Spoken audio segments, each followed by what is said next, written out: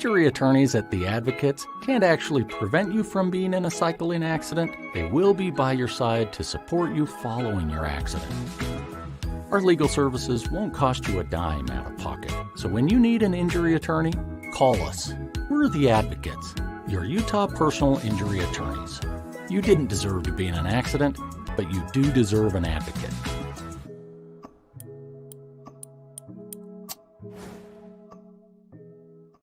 This is the Monty Show, the truth in sports talk streaming. When you want unbiased opinions about your favorite team without the spin, all you have to do is find the Monty Show, streaming live and available 24 hours a day, 7 days a week on YouTube. And now, here's Monty. Hey, the Monty Show, as always, presented by The Advocates. TheAdvocates.com. Tomorrow is Giving Friday on the program.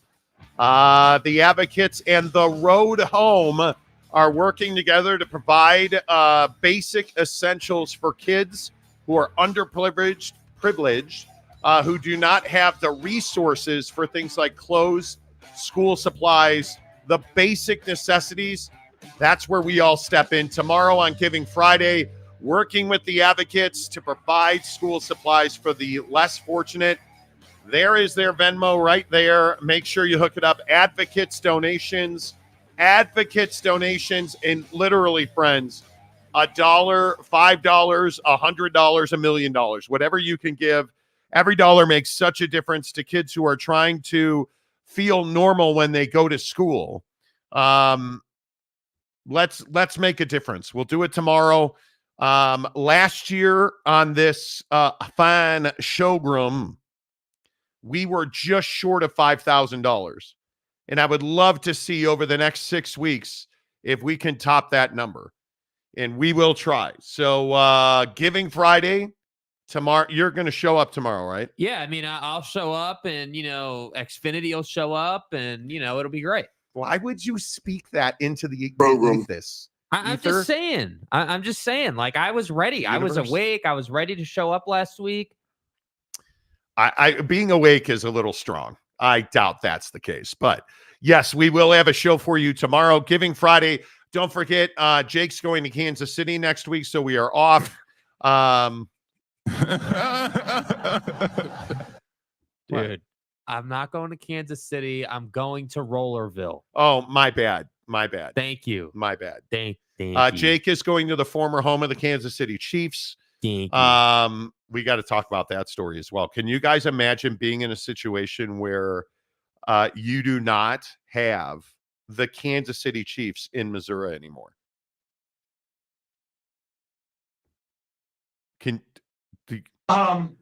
Yeah. How about the Kansas Chiefs? That would be weird. That'd be uncomfortable. Yeah. That'd be uncomfortable. As or less uncomfortable than expanding the NCAA tournament. We've talked about this for a long time. Now, you guys know I'm just humble Lil Monty over here. Lil Monty.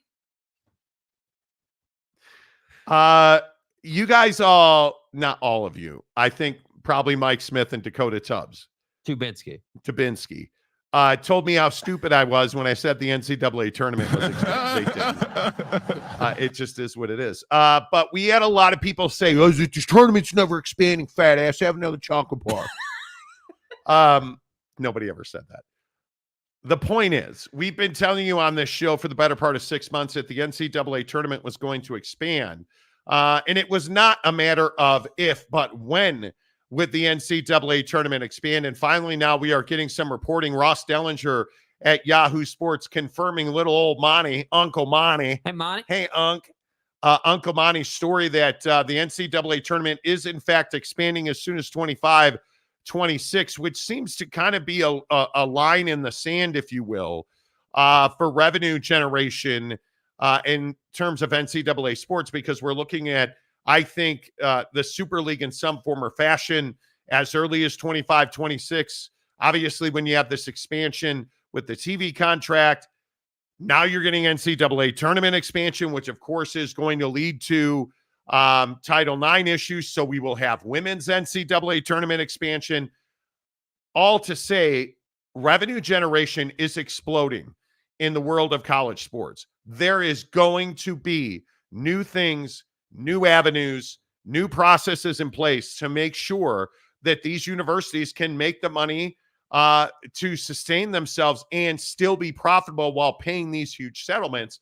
And the NCAA tournament, the behemoth that it is, seems to be the easiest vehicle for these universities and the NCAA and its membership to drive new revenue.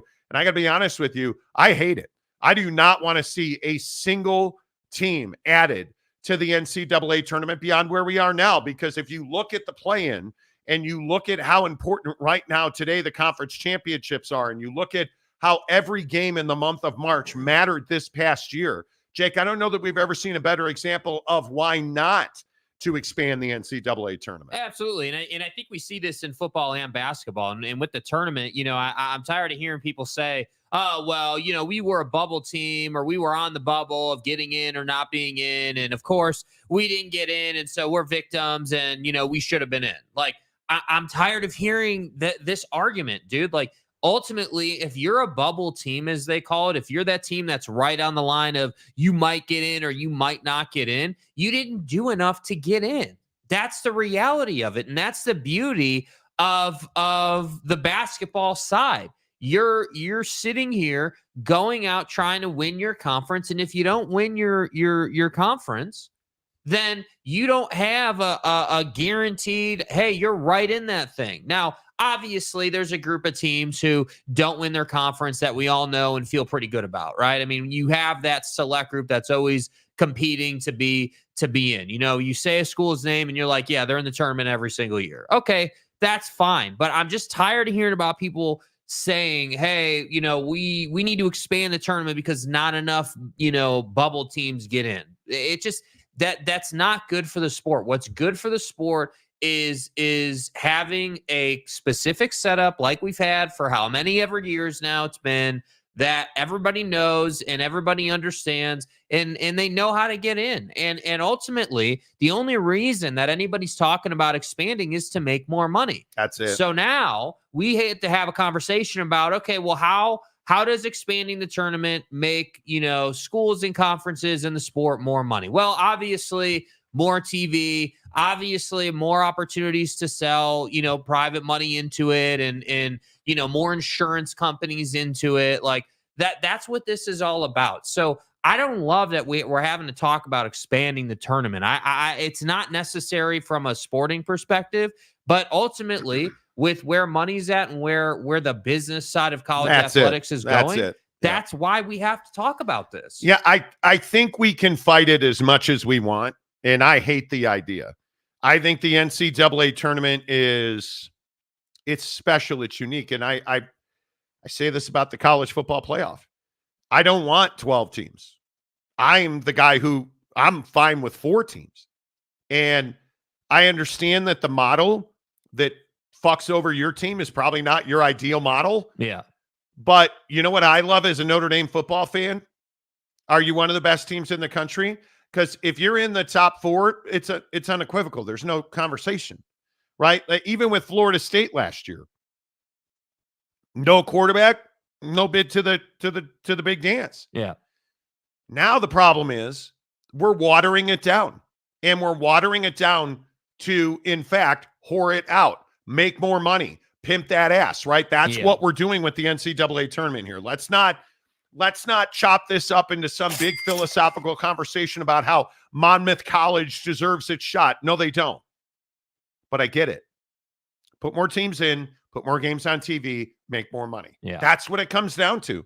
Sell more hot dogs, dude. Sell more T-shirts, dude. Totally understand it. Everybody's got to make money. That doesn't mean we have to like it. You better learn to love it. But that doesn't mean we got to like it. Well, and at least on the football side, like I can kind of understand where people are like, hey, like we need to expand the playoff just to get to a place where we have a system that determines it on the field. So we don't have to do the whole college football playoff committee thing. But do we have that now? I mean, I don't think just expanding the playoff means we have that, but I do think it definitively means we're starting to head in that direction of like, hey, we're going to work towards an NFL model. We're going to work towards, hey, we're going to decide everything on the field. And so somebody's always going to be pissed. Well, that might be true, but the reality is in the NFL, it's fine if you're pissed. The reality is you're pissed because your team lost, not because you feel like, oh, we got screwed or we didn't get this or that because a committee decided it. And look, again, I'm firmly on the side of, hey, you didn't have a quarterback, Florida State. You shouldn't have been in. And it's as simple as that. I feel like that was as cut and dry as possible. And Florida State country was the only one who said otherwise, which is fine. You're a Florida State fan, die on the hill. I get it. But ultimately, this basketball tournament expansion thing, while, yeah, sure, I guess if some people want to say it's necessary, I guess from a financial perspective, we want to do anything we can do to make more money, but it's certainly not necessary from a relevancy standpoint or a system standpoint. And what I want, if you're going to expand the tournament, make it black and white as to how you qualify.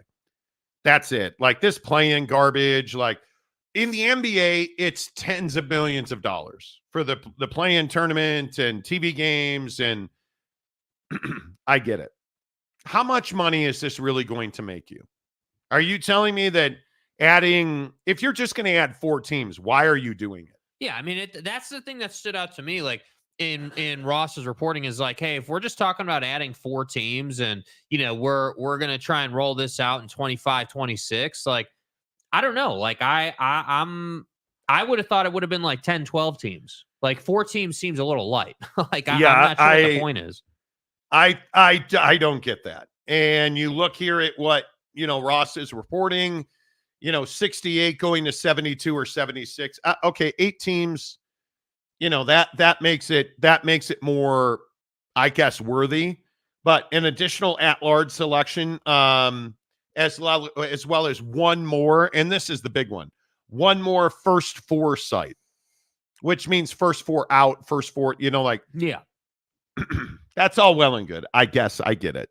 That makes somebody more money. That makes a school more money to host or but an arena. What the percentage would be. So, okay, if you add another first 4 site, and obviously you've got schools going there to play and everything. Right. I'm curious, what is your percentage of profit on that step? Because it's easy to say, oh, well, we're adding another site and more teams are going to go there and play, and we're expanding the tournament. We're bringing in another $30 million in revenue.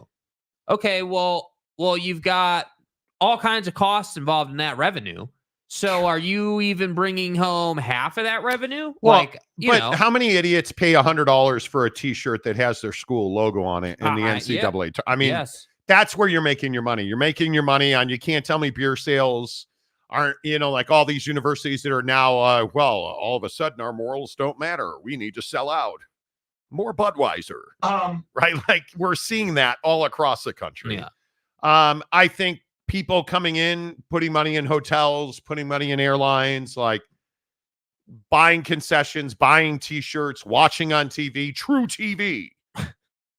Where the real crime is these shitty basketball games. I want more. Right? Like that's where you're making your money. So they wouldn't do it if it was a loss leader, they wouldn't do it. Right. But it clearly makes the NCAA money.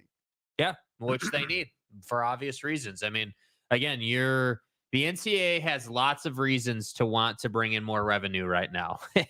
and I think that hey, if you're a lower end school that maybe was 2 or 3 slots away from making your first tournament ever or making first tournament appearance in like 20 years, you're glad to hear this. But I'm just telling you, it's going to add another probably day to the tournament. And the real problem is that it's all well and good that, again, Monmouth versus Poughkeepsie State. Cool. Well, Monty, those games are really tight. They're fighting for their lives. Because it's garbage. Well, what happens when you run into Connecticut versus Poughkeepsie State in the first round? Well, that'll be a nice scrimmage. That'll be good. Right? Like this is not adding to the quality of, the big dance, the NCAA tournament. It's making you more money. I totally get it. But you're not getting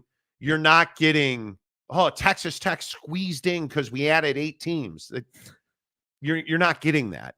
This is truly going to be grandma's sewing machine repair academy that is getting into that. Well, Monty, we started our basketball program 2 seasons ago, and we've really made big strides. Yeah, look how sharp our needles are. Yeah. I mean, I already don't watch the playing game 9 out of 10 years. Like most years, Yeah. I mean, I'll turn it on Thursday. what have you watched more of, the Euros or the NCAA tournament? Your mom. Okay. The Euros. I'll watch the Euros more than the play-in tournament. Yeah. But I'm also a football fanatic. Yeah. So I don't know. Everybody wants to conflate and everybody wants to put football and basketball in the same conversation. We're not expanding the college football playoff for the same reasons we're expanding the NCAA tournament. Basketball's, as I continue to tell you guys, and you continue to tell me that I'm an idiot. Well, Monty, you're stupid. Stop rolling this nonsense out. All I'm saying is basketball is a revenue machine. It's an ATM machine for college sports. Football has to be a lot more, in my opinion, to make more money because of how much more expensive football is. You have to really be pragmatic. You have to really be, in my opinion, you have to be much more risk averse in football, which is why we're talking about things like a God tier, a Super League, call it whatever you want. Mm-hmm. That is a much larger initiative. Playing the championship of college football the Saturday before the Super Bowl on Sunday. That's massive revenue. That's a big bump in revenue. Is adding, Karen's bed making academy like really that much of a revenue generator? I'd love to see the numbers on that. No. I'd love to see it. In all honesty, if we're talking about, Tarleton basketball for all my Texans, if we're talking about, the worst team in the Mountain West, and I know that we are now a Mountain West show. Yeah, right. I mean, we've graduated from being, an SEC show, an Ohio State show. We're an AAC show. We're a Big East show. A Big East show. Why aren't you guys still a Pac-12 show? Exactly right. Now we're a Monty West show, All I'm saying is I'm not that interested unless it's going to make people a significant amount of money. That to me is all that matters. And I think basketball is incredibly important. And yes, I sit here and I fillet Brett Yormark on a pretty regular basis about the things that he's done, the programs he's brought to the Big 12, the revenue generating opportunities, the Mexicos, the Rutgers, notice that basketball is part of all of it. Right. And you look at the All-State Big 12 conference. It's huge for basketball. It's a reach into basketball for All-State, who's already got football. And I look at these things. Brett Yormark is the future of college athletics. And I think it is his push to split basketball and football into two separate conversations, really into two separate business units. That's why we're having these conversations, because at some point you can no longer ignore the fact that college sports is no longer about TV money. And I will say that every day that we talk about this. It's no longer about TV money. It's about hedge fund guys and, little Jimmy, who was never an athlete in high school, but now is a billionaire, so he has a seat at the table. Right. That's what this is about. This is about T. Boone Pickens on steroids. This is about real dollars, big dollars. And if it's not, let's just not do it. Right. So if we're just going to do 4 teams, and again, it's going to be your grandma's liver spot academy, I'm not interested in it. But if it's 8 teams and we can get, think of the worst basketball program in the Big Ten, Michigan. If we can get fucking Michigan into the NCAA tournament, we shouldn't do it. We should not do it. Yeah.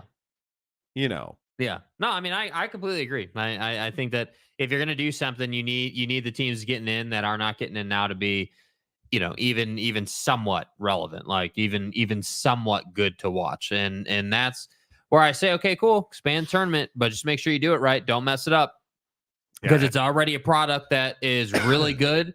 It's set up well. People understand it and celebrate it every year. Don't mess it up. Yeah, this is such a anyway. Thank you, Gumby.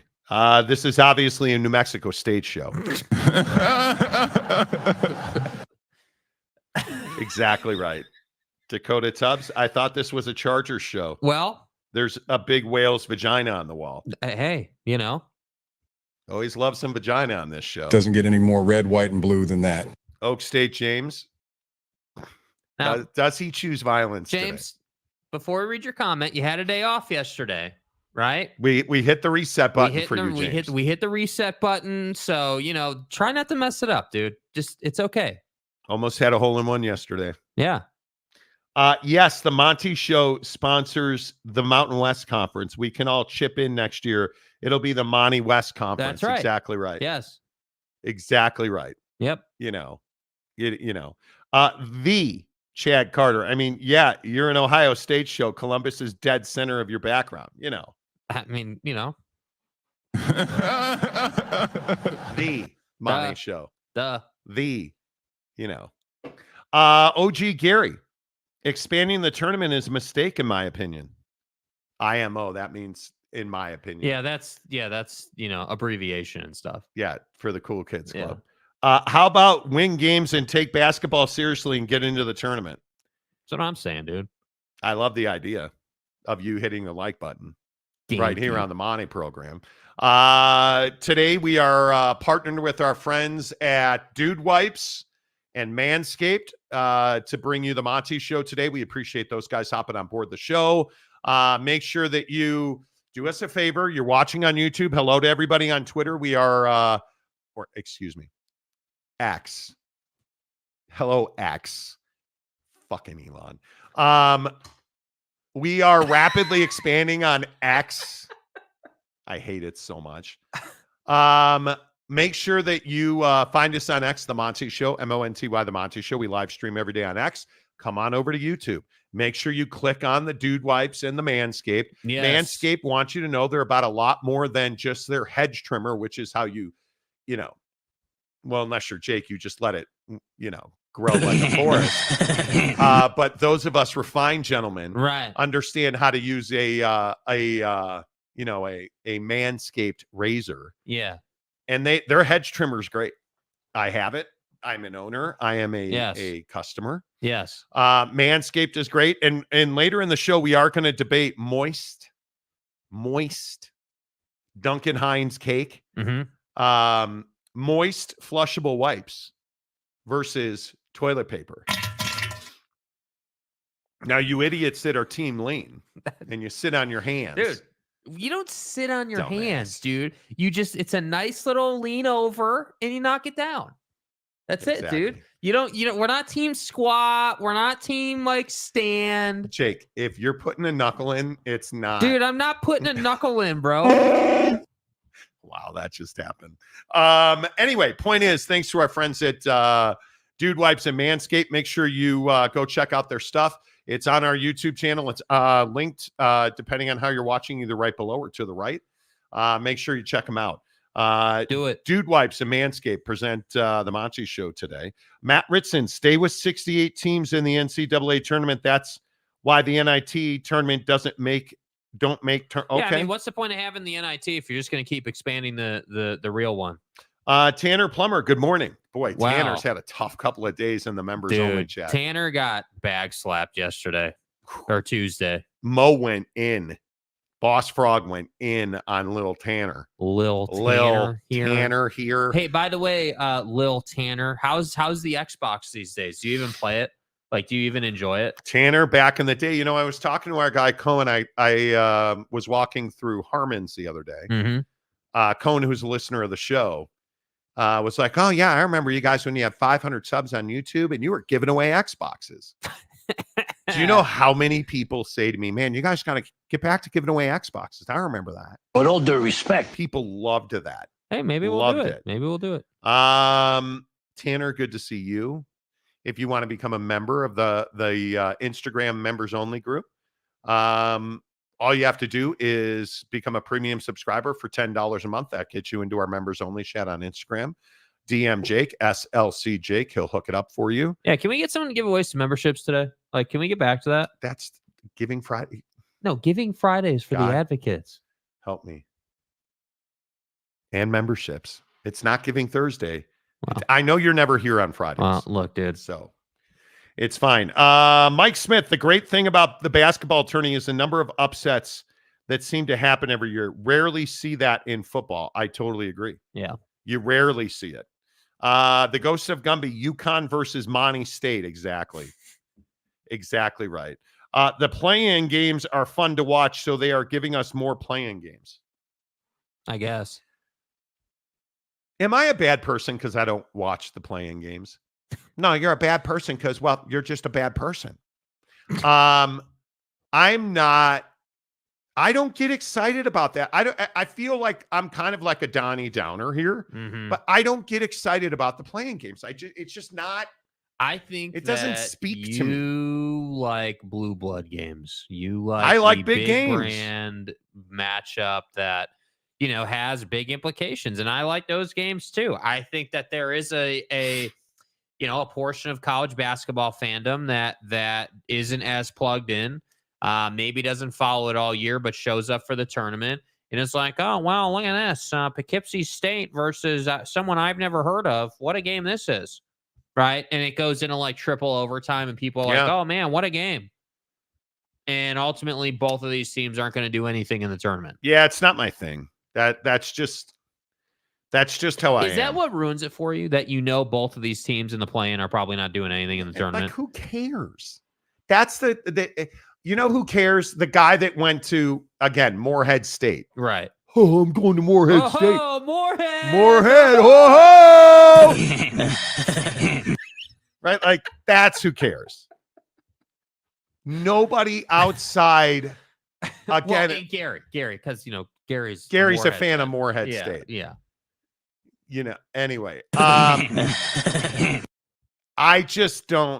don't care. Yeah. I am a blue blood guy. There's no doubt about it. There's nothing better than Kentucky, beating the shit out of Kansas. Like, there's nothing better than that. Right. Anyway, thanks, John Calipari. You're an idiot. My point is, restore the, Sui. Did you guys hear John Calipari does an interview the other day, and he gets asked, well, what made you come to the decision to leave Kentucky? He goes on this whole thing about how he talked to a guy in his church, and the guy in church said, hey, take an hour walk. On the way out, take the walk as Kentucky's head coach. And on the way back, take a walk as Arkansas's coach. And John said, yeah, that's why I decided to take the job, because I felt more comfortable on the walk. Like, what? Like, John, the people at Kentucky were ready to string you up from a yard arm. Like, what? That's your reason? Come on, dude. Are you kidding me? Nobody cares about John Calipari. Cool that you're wearing a burgundy sport coat. Nobody cares. Pig Sui these nuts. Like, nobody cares. Anyway. Yeah. Nobody cares. Yeah. Nobody cares. Tanner, you're going to debate moist? Oh, boy. Yeah, we are. Yeah. That's right. Yep. That's right. The Ghost of Gumby, I believe it's called free bushing. Free bushing. Dude, you've got a Furby living in your crotch. Just call it what it is. Just call it what it is. I'm telling you. A Furby. Mike Smith, I was on X and it locked me in my car. Okay. That's fine. X. Okay. It's all team bidet. Please don't start with the fucking bidets. Bro, that wasn't included in today's discussion. So Mrs. Monty and I, this is going to take the show off the rails. Mrs. Monty and I watch International House Hunters pretty much daily. almost daily. Yeah. It's how we end our TV night usually if there's not a ball game on or something. And they did Japan. Oh boy. Do you know that it is culturally inappropriate in the Asian countries to hear somebody taking a dump? Like it is highly offensive to hear somebody fart. Highly offensive. It brings great shame to your butthole if somebody else, if you're going to the bathroom and somebody else can hear it. So they have like full sound systems in these bathrooms, but every toilet in Japan has a bidet on. Dude. I'm just saying. Man, dude, butthole sprayer. Calford, bidet for sure.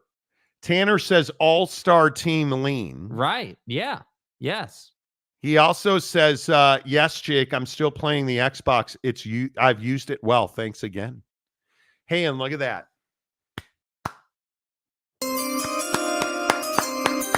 Let's go, buddy. Aaron Wilson gives some Monty Show membership. The Monty Show mailman. And I didn't know until Aaron Wilson became a mail carrier, because Aaron Wilson recently got a job with the U.S. Postal Service as a mail carrier. Yeah. How many UPS and it seems like what Brown can do for this show, no pun intended. We have a ton of UPS drivers that watch this show. Yeah. Any UPS drivers or Amazon drivers or package delivery guys in the comment section? I got quite a few Insta Snapface messages about, hey, I'm a this, I'm a that. I'm a U.S. Postal employee. I didn't know. I never thought about. I have no idea how the mail moves. Do you know how many people they have that simply make sure that mail is sorted correctly? Most of it's computerized, I guess. But the things you learn when Aaron Wilson becomes a U.S. Postal employee. Yeah. Which I thought was pretty cool. Yeah. You know, let's see. If anyone is giving anything away, we've been without water going on 4 days. What? Why are you without water? What do you, okay, wait. What do you mean you're without, does that mean you don't have water in No, your that house? means he doesn't have, when he's without water, that means he is but not, he doesn't a gas have station down the street. water. Yeah, there's a gas station down the No street. water. We all It's know not with water. He's without water. So he doesn't. Yeah, okay. Well, I'm sorry, what? Whatever. You're welcome. I understand what without water You are generally, without balls. but no balls. But you know, I'm trying to understand, has it been 4 days since you drank water or just showered? A little constipated there, kid. Yeah, I mean, wouldn't want to culturally offend anybody. OG Gary, need that Moorhead State in the tournament. Yeah. Grow up. Yeah. Oh, yeah, Monty, need Moorhead State. You know what I mean? Jeremiah Champion. I love the tournament, but like Jake said, they don't need to ruin a good thing. Seriously. Big Blue Horses. Hello, where Cinderella goes to dance. Boyd Lake, the SEO King of America. The win or go home drama is hard to beat. It is, but does that include the play-in tournament? Because for me, it doesn't. I don't care about Wenatchee, Washington State. Right. Oh, man, if Wenatchee doesn't win this one, it's over. What are we going to do? Well, I hope they lose because I don't want to watch them. I want to watch Carolina and Duke. I want to watch, Illinois. Hey, Monty, is Illinois back? Anyway, I liked the lottery tickets. Everybody liked the lottery tickets. Maybe we'll have to do that again. I don't know. Something State. Okay. OG Gary, I think we all are fans of Moorhead State. Pause, bro. Wow. Pause. Preach, Monty. Hey, Monty. Love watching the footwear challenge Bluebirds get slapped in the tournament. It's my favorite part of March. Damn. Okay. How about them Chiefs going to Kansas? Nobody's a Royals fan. Like, nobody. Right. Did you guys see that they moved a bill forward that would help funding new buildings for the Chiefs and Rolls? Pack this thing up. We're out of here. On the Kansas side of the line. Screw you, Missouri. This case is empty. Screw you. Empty. The opposite of full. Yeah, Kansas City barbecue sucks. It's all I have. No Diddy, RJ. No okay. Diddy. Okay. Who's bringing up Diddy? Go Oral Roberts. Pause, bro. Tanner, what you and Robert do? Well said. That's up to you, man. If you want to expand it, give every conference 2 auto bids. Lots of those little conferences, regular season teams get left out. I'm happy to do it. Boyd Lake, once you have the money, less stressful situations win out. Yes. I don't disagree. The Buffalo Hunter. Hey, Marty.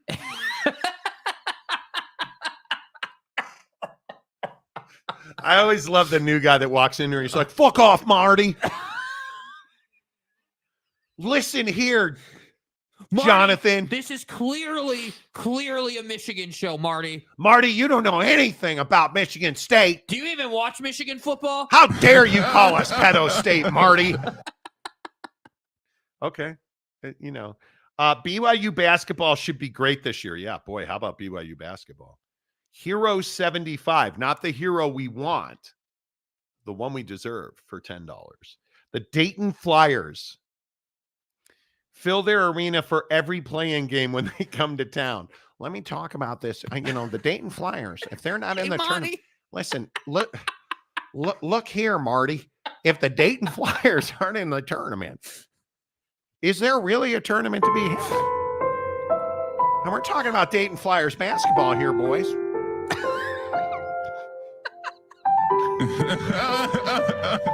Well, and I understand that the Dayton Flyers, but can I just ask a question? And I think it's the question everybody's wondering. Are PF Flyers different than Dayton Flyers? Marty?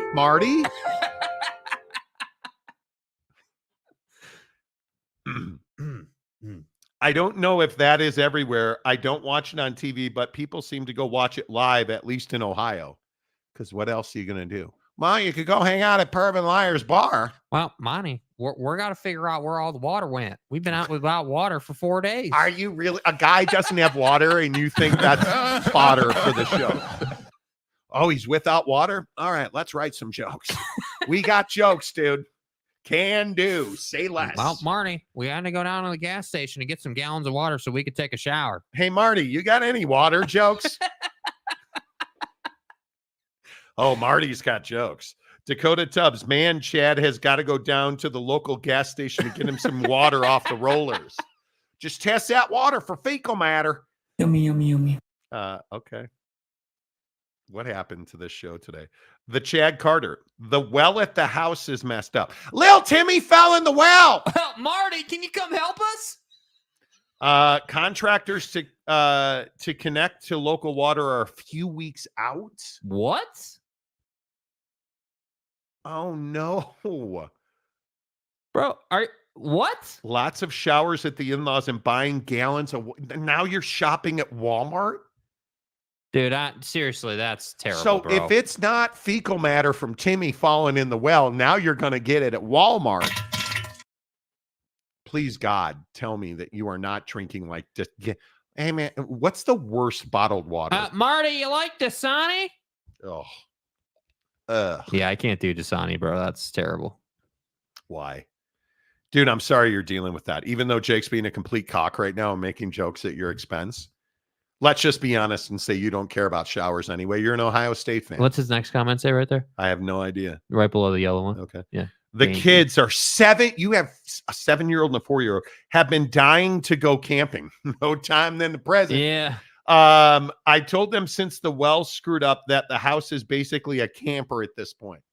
But listen, no pooping in the camper toilet. Yeah. I will never forget Mrs. Monty rented us an RV to go up to. Oh, man. Is it Yellowstone? Yeah, it was Yellowstone. Yeah. We went to Yellowstone in an RV and we had a strict rule. There is no pooping in the RV toilet. Let me tell you something, boy.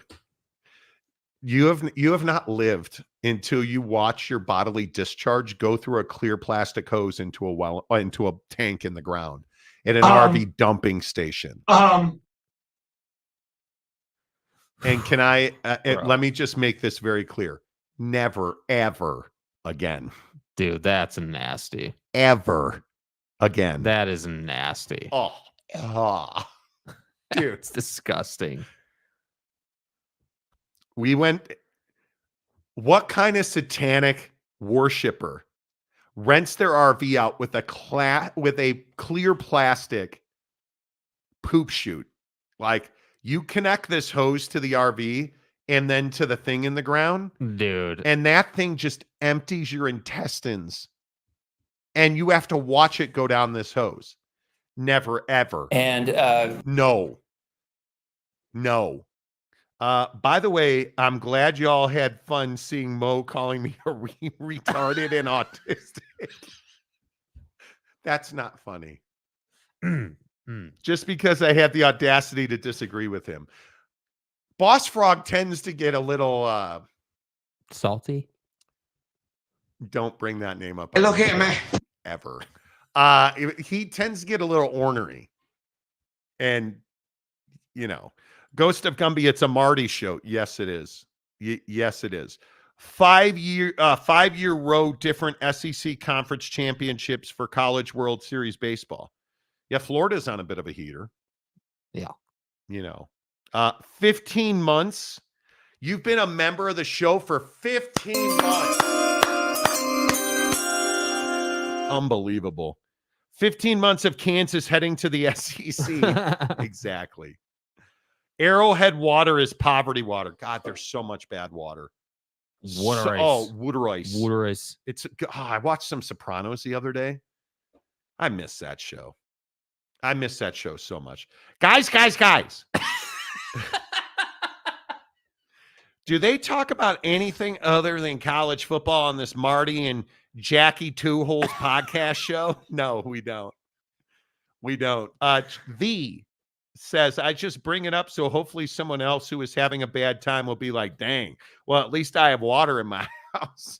Yeah, no, in all seriousness, dude, the idea that you said they're a month out is crazy. How is that even possible? That's absurd. Good on you, dude. Yeah. I am. That's a grind, bro. That's rough. That is rough. And I appreciate that you're going through that struggle with a 7 and a 4-year-old. Yeah. My man. The Buffalo Hunter. Merry Christmas. Shitter was full. Name that movie, Marty. Believe that was a Godfather. Could be wrong. Dakota Tubbs. Kansas will never willingly associate with a slavers conference. Okay, moving on. A little salty, Tanner. Dude. What you do behind closed doors, Tanner, that's up to you. That's up to you. Yeah, I mean. Anita Dick and me. Okay. Why would you? Oh. Ralph Cifaretto is such a dirtbag on The Sopranos. Like, it's, you know. Aaron Wilson just got done rewatching House. Okay. House. I never got that far into it. Yeah. What is your retro TV show that you love? Man, that's a really good I have a question. lot. There's Miami a lot of Vice. them. Yeah. Certainly Sopranos. Yeah, same. Watching season 4 is so incredibly good. It is, he said what he allegedly said. It is so good. Sopranos season 4. Like, oh my God. Yeah. Things we shouldn't laugh at, but do. Exactly right. Exactly 24. Right. I like 24 a lot. 24 is very 24 good. is a good one. What? That's not a retro show, bro. Do you retro guys understand? Pre-90s. Do you understand the kind of asshole that Jake is? Do you know for how long I tried to get him to watch 24? No, not doing it, dude. Kiefer's a prick. And then you have the audacity to roll in here this morning and be like, oh, it's Giving Thursday all of a sudden. And then you're like, hey, 24 is a great show. I will come over the table at you. And you know the other thing this jerk did? He played a Scarface clip before the show this morning and didn't even know it was Scarface. Like, it's unbelievable. The stuff I have to deal with is, definitely Home Improvement. Okay. Trust me, Ghost, that's how KU people refer to the SEC. What's wrong with KU people?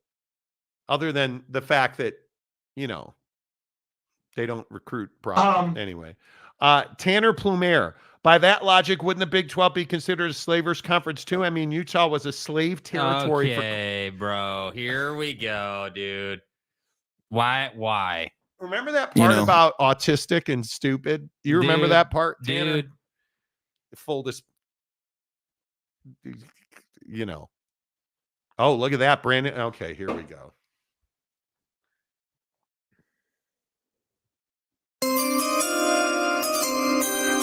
Yeah. I mean, why not today? Chaos. Yeah.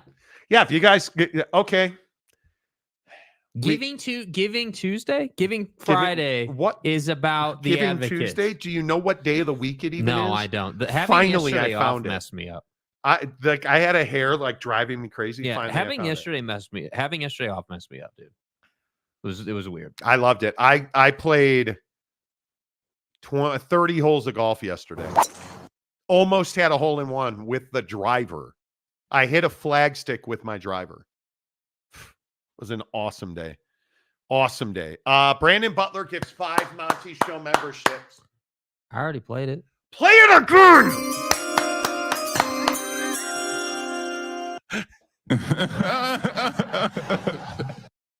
So let me get this right. I got up at 5 a.m. yesterday to go play golf. Right.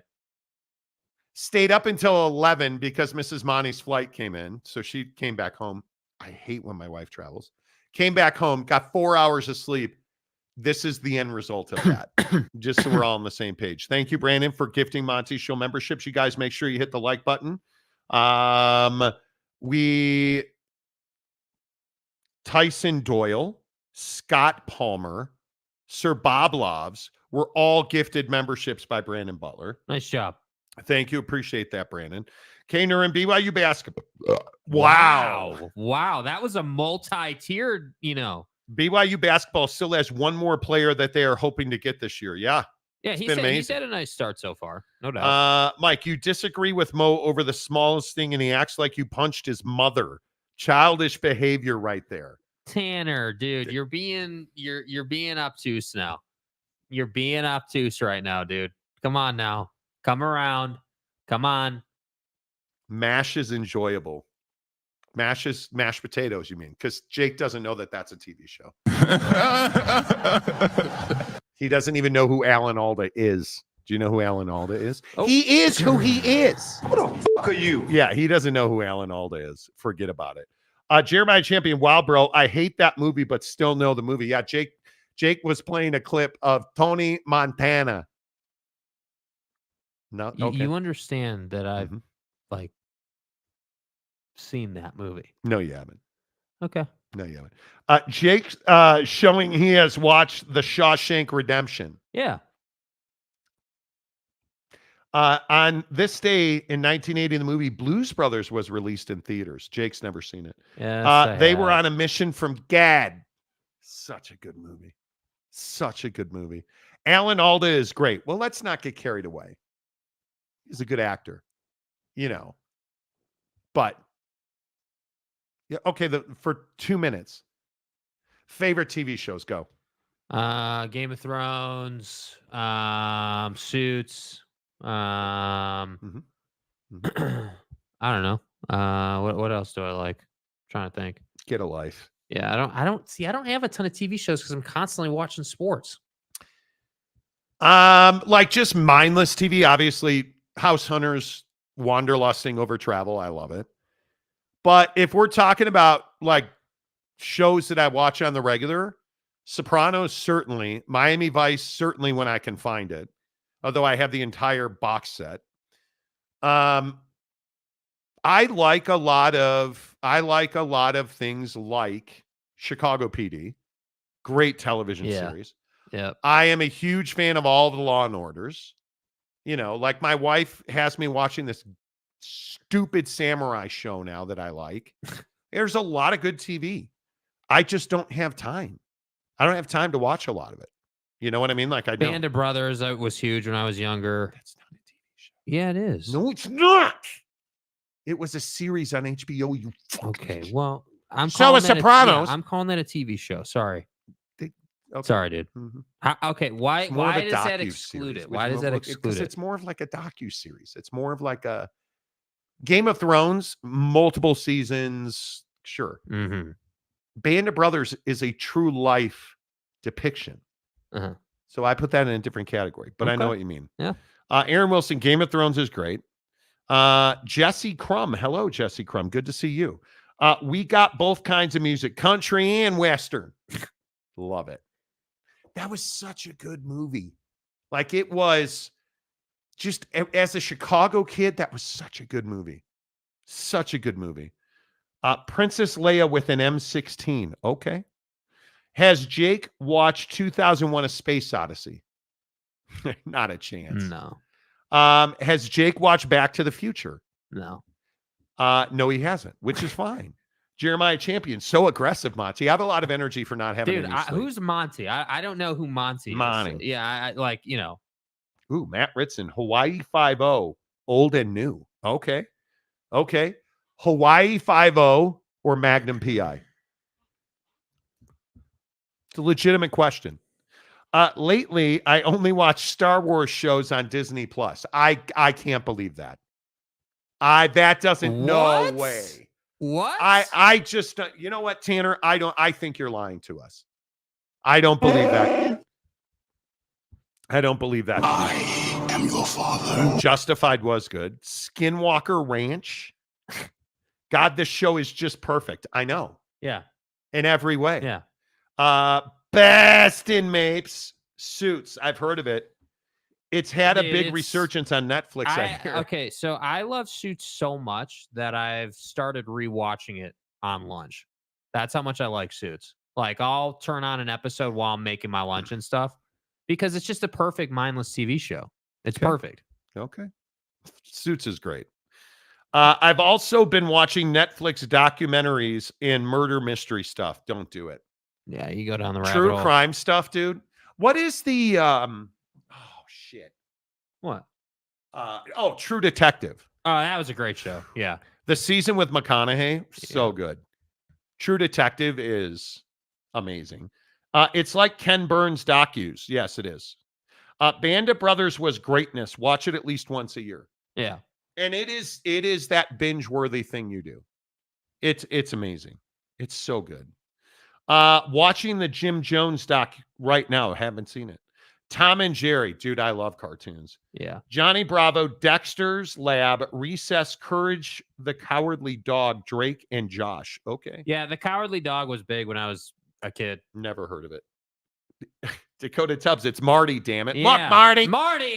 Marty, You ever seen that show, Dukes of Hazzard? I mean, that Confederate flag, that's what life's about down here in the Slavers Conference. dude, we've been doing this show so long that now when a new person comes in the comments section, all the regulars on this show just beat them up. Like, We don't want nobody new in this comment section, boy. Look here, boy. first question, team bidet or team flushable wipe? Look, Steve. If you're going to be new here, we got to know team lean or team squat. You know, you spray your butt in the shower. It's a simple question. Game of Thrones actually is really a really good show. It is. Minus season 8. We don't talk about season 8. Shame. Ding, ding, ding, ding. Yeah, I felt like season 1 was kind of boring, and then the show picks up at season 2. And I see it around X all the time. Where the dragon scene where, you know, the White Walkers wake the dragon up from the lake. That was an all-time scene for that show. I think it is. But again, I cannot get over the way that it ended. Yeah. I just, You know, the other thing too, I think when we talk TV shows is like some TV shows are mindless and other ones you really got to pay attention to. Like No Phone, you got to really watch them. And Game of Thrones is one of those that you got to watch. The Arya Stark and the Night King thing, really cool. Yeah. But the way that Hot Chick and the Dragon come on, man. Be better than that. Is that the best she could do? John Hamm says Golden Girls. Who hasn't pleasured themselves to Golden Girls? Come on. I watched one of this a couple of years ago, Mapes. Pretty depressing. Wait, one of what? The Jim Jones documentary. Oh. Don't do it. Magnum PI, the Ferrari puts it over the top. Man, I want a Ferrari 812. Like, Reacher is good. Tom Cruise Reacher. The best Reacher. You know what the problem for today's kids is, dude? Oh, they're getting going on Tiger King or like docu-series like that on Netflix. Those are going to be their TV shows. I agree. I'd fake to be a lawyer if I could get one date with Donna. Oh, Donna. I loved Dexter when it was on. I just could never get into it. Lost, yes. Dexter, Lost was really good. But Lost really was one of those shows that was like a phenomenon. Like people were about that show. Yeah. See, Lost was Scandal's a really good TV show. Never saw it. Roger Sales, Roger Dodger. Good to see you. Rockford Files cracks me up. So old but funny. Images of LA from the 70s. LA Law. That's what I'm saying. Tanner, Drake and Josh is great. What is that? I like episodes about Josh getting ready to go to Utah. Okay. Zesty says team no-go. Okay. Jeremiah, it's okay, Jake. I've watched that movie. You're not missing much. Okay. We don't like no outsiders up in here, boy. Hey, boy. This is Tanner County. Mapes, we got to root out those people, those lean people. You got to get rid of team lean. Dude, if your team's squat, you're crazy. We're anti-expansion in the comment section. Comment section expansion. My favorite show all time is Heroes. People loved that show. Jeremy Severe. What's up, Jeremy? Sherlock with Cumberbatch. But that series also ended with disappointment. Why is it we can't end like The Sopranos? Yeah. How did The Sopranos end? I think all of us that are true to that series don't care because Tony Soprano can never be killed in that series. Now, you ask the people who produced that series, he died. But they don't. It's not definitive. I don't know why so many people struggle to end series well. You know, Big Blue Horses. Here in the comments section, we know our value. Want that pro rata, getting that streaming contract, boy. Exactly right. You can't sit with us. Mean Girls reference. Oh, Mean Girls. Wow. Yeah. Wow. Monty, when do we get the wife back on the show? She is. She won't come on the show. Yeah, she's too her busy. and Jake had a falling out. They can't be in the same room together. Right. So yeah. Why don't you fuck off? You know. Yeah. My wife is too busy for anything related to me. So right. She won't. She works a big time job, dude. Can't do it. Stephen Smith, if you have ever seen White Collar, oh yeah. It's about the same as Suits, which is both are good shows. White Collar's phenomenal. Be nice to the SEC. Alabama was very progressive with their first black football player getting on the field in 1971. Bro. Oh, Chips was awesome. Yes. Still catching new things when I rewatch Breaking Bad. Well, yeah, that's the best part about Breaking Bad. It's phenomenal. But my wife, no. Okay, as a historian, let's leave it in the past, okay? Okay, I don't disagree. Dakota, we don't want none new people here. No way, no how, no sir. Exactly right. Dog the Bounty Hunter. Oh, my God. Man, that you want to talk about every week. right up that until he show. became a racist. It was amazing. Yeah. Oh, and it got the family thing, and then Beth died, and yeah. Damian Fowler, nothing like the Izzy and Noogie Miami Vice episodes. I'm telling you, and Jake won't watch them. He thinks that show sucks. Miami Vice, I should be able to say to you, surf's up, and you should know exactly what I'm talking about, right? Or, but you're the guy making all these NYPD Blue references. Great show. Like, Andy Sipowicz and stuff, man. Like,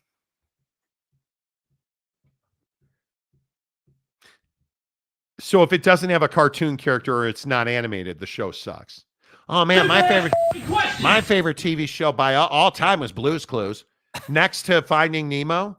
I mean, when Finding Nemo is held up by that lion on top of that ridge and crest and stuff, and they're singing about African current. They're singing about the circle jerk of life. I mean, Marty Rafiki dude, was really good in that show. I got to tell you, Rafiki, man, he got down. Let me tell you what, you put Rafiki. Do you guys remember when Rafiki was on that West, Colombian pipeline? I mean, whew. Nobody was putting down lines like Rafiki. Cocaine is a hell of a drug. If it's not animated, Jake ain't watching it. The Newsroom with Jeff Bridges. Oh, so good. So good. I don't know what Drake and Josh is still to this day. A lot of shows end strangely or poorly. Breaking Bad, Friends, Cheers. Fuck, that was terrible. Shows like that are a lost art. Cheers was so just so good. So, do you guys remember like 8 is Enough, Three's Company? No. Oh man, the show with the girls and oh my god, I can't remember what it was called. Pardon me. Like with what you talking about, Willis? Like there were so many good shows. And LA Law used to be Thursday nights. So good. No Zesties. Best show ending all time is MASH. Okay. Burn Notice is good. OG Gary, I love how it went from serious NCAA expansion to derailing the show talking about TV. Yeah. Facts of Life. Family Matters, good show. Yes, Facts of Life. Barnaby Jones. Wow. Gilmore Girls, yes. Facts of Life was good, yes. Matt Ritson, love watching America's Most Wanted. Dude. Good show. Cops. Such a fun time. Do you guys remember 90s Cops in like San Bernardino and anywhere in Florida? Yes. Oh, a Florida man on Cops was excellent. Awesome. Elite. Awesome. So good. So good. Sanford and Son. Jeez, I haven't thought about that. The Jeffersons, yes. Does the worst ending award go to a show to Seinfeld? Well, Seinfeld's one of the most overrated TV shows ever. I get it. No Soup for You and Jerry, and I don't care. That show is good, but it's so overrated. Oh my God, man. Seinfeld. If you didn't watch Seinfeld. Outside the building, man. What? If I didn't watch Seinfeld, what?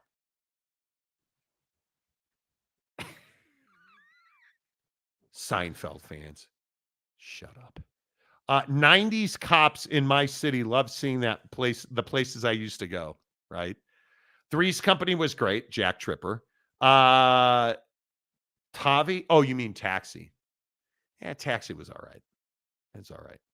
I don't know. I just think that we romanticize TV shows. Yes. Like, I know that, like, Sonny and Rico, somebody was getting shot every week on that show. Right? You knew it. Yes. When Sonny Crockett turned into Sonny Burnett because he got blowed up, that's great TV. Right? When Gina and Sonny, she just could never get that guy's strap, right?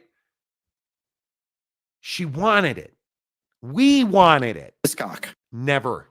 Because he's got the kid. It was good TV. Macaque. That was good TV.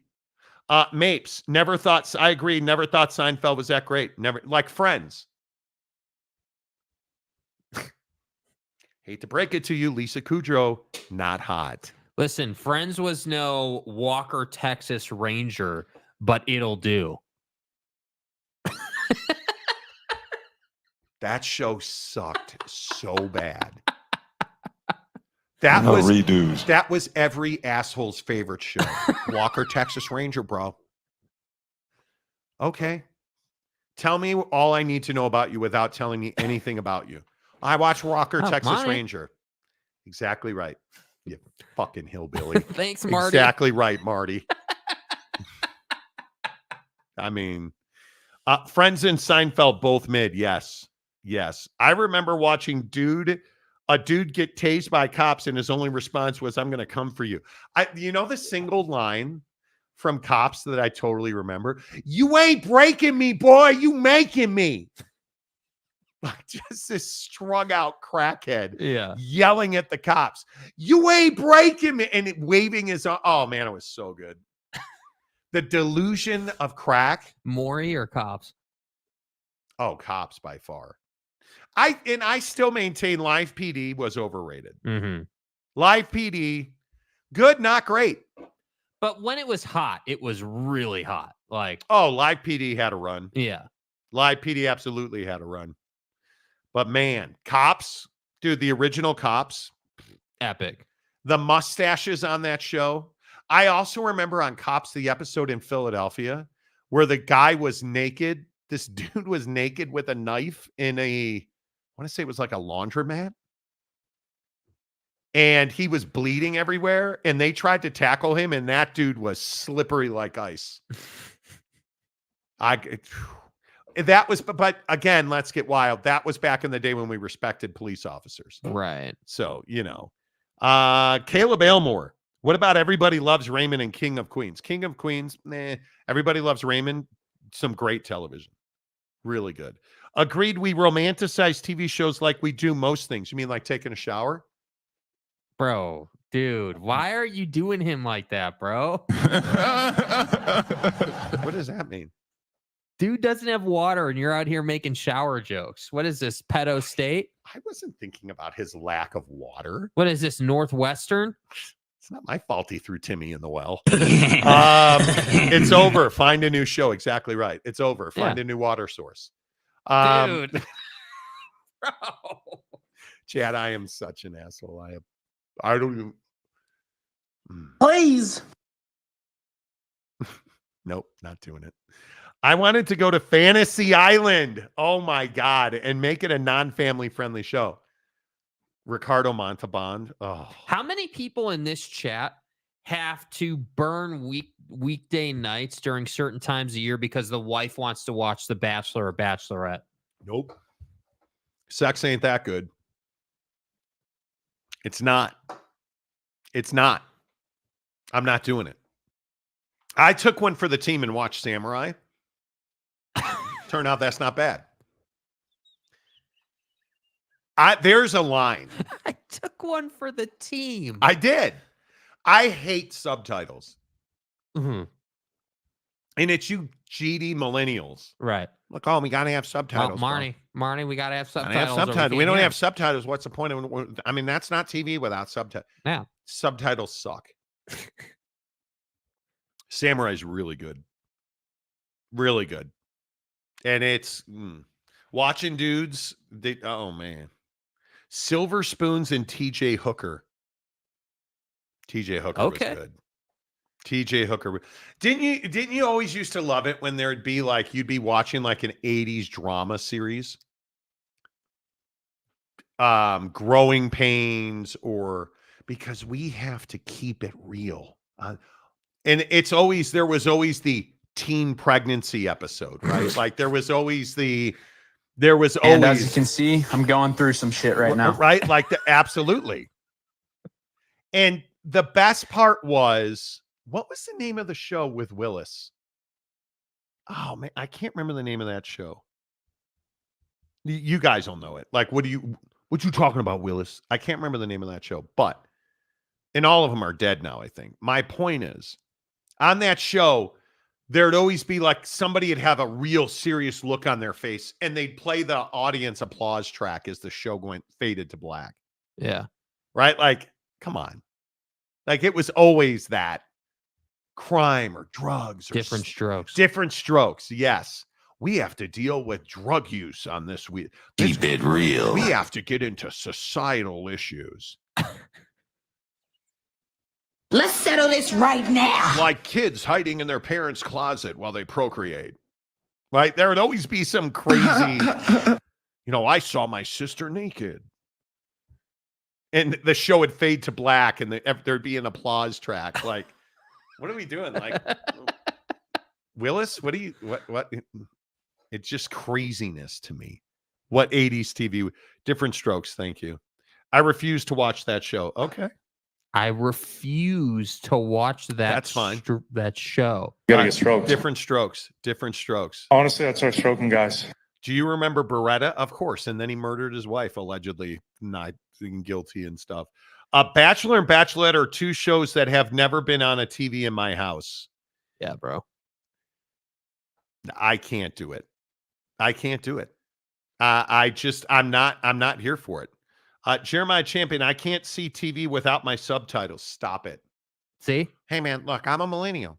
Do you watch the Marty Show with subtitles? Yeah, do you guys, and it's only because I live in my mom's basement that I'm able to leech off of their water, unlike the Chad Carter. Like, we have a well that works, right? And it doesn't matter that our water smells like pesticides, as long.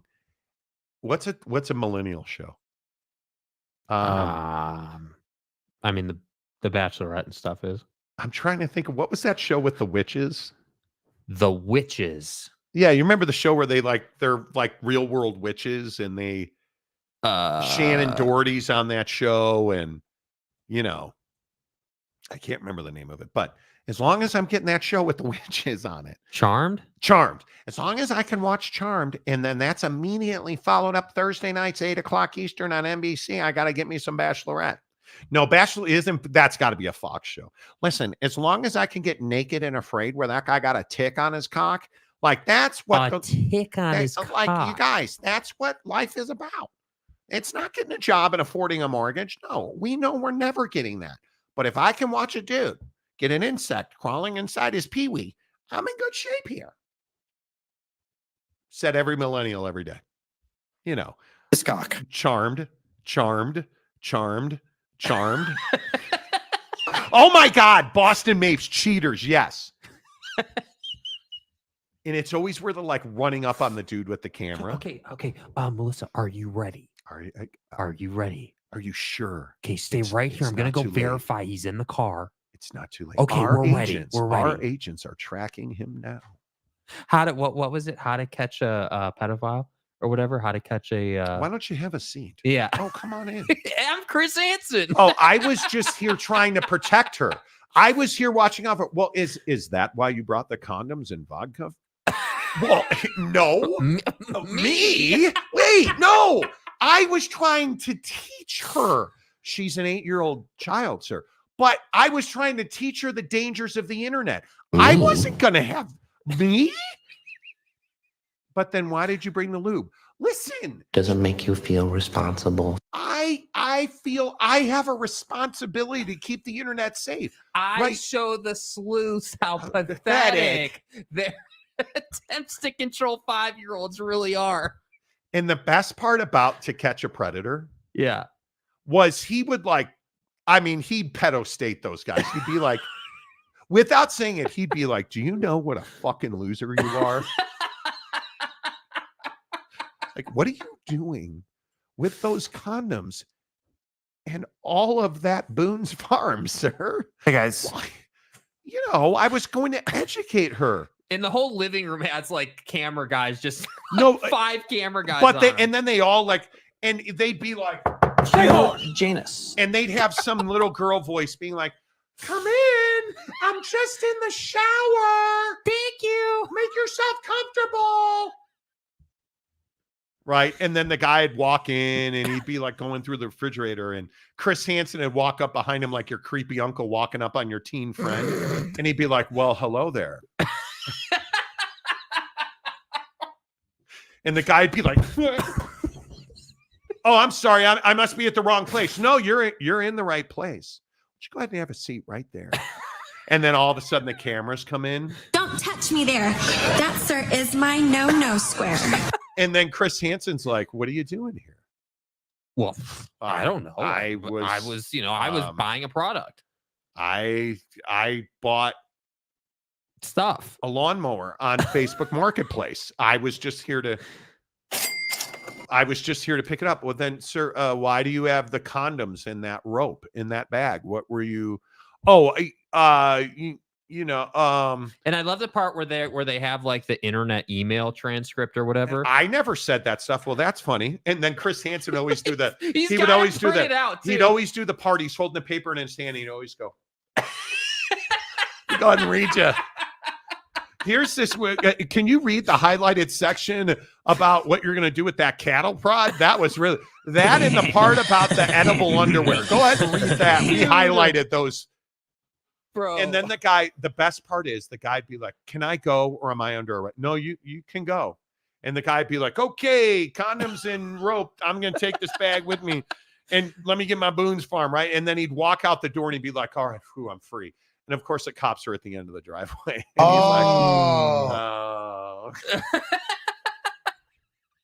So good. Well, then what are those condoms in Boone's Farm for, sir?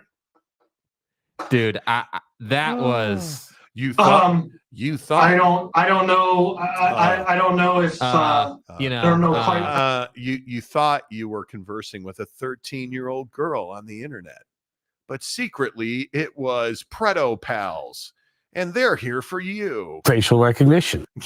Dude, so good. It just is that I love watching like dirt bags go down. Yeah, the Chris Hansen shtick with the the paperwork and just the whole, it was just iconic. The whole way it was all laid out was incredible. It's why I love the Bob Kraft rub and tug. Nope, didn't check that surveillance box on the warrant. Free as a bird, right? Like Bobby, that you still got the you still got serviced in the Jade I Garden. was just getting a massage. My lower back has been bothering me, and that's I don't serviced what, but we have it on tape. You have what on tape? Paperwork says you can't have a tape. That's got to be still one of the best things in the world, but it's fine. You know what? This is why I love this show, because we were talking about all kinds of things, and now we're talking about how to catch a predator. And yet dudes fall for it by the thousands. Yes. Oh man. Anyway, Jeremiah Champion, today's show has to be the most savage in a while. Yeah, you cannot do television. You cannot do that on television in Mr. Wizard's World on the only Nickelodeon channel. Right. Nickelodeon. What's her name? Miley Cyrus. What the show she was on? Oh my God. Yeah, Hannah Montana. What? That's the name of the show. I'm answering a question, dude. Marty, if you haven't thrusted your hips to Hannah Montana, you haven't lived yet. Nickelodeon in my area. Not sure if it was called something else. Didn't that show end because Predator killed themselves in a house? Did they really? Oh, is that true? Okay, now I got to look that up. But quick. Wasn't To Catch a Predator one of those shows that you watch like 3 times and then you never watched it again? And now Chris Hansen, I believe Chris Hansen is doing knockoff Viagra commercials. Is the last thing I heard of him. Is that really why it ended that way? Matt Ritson.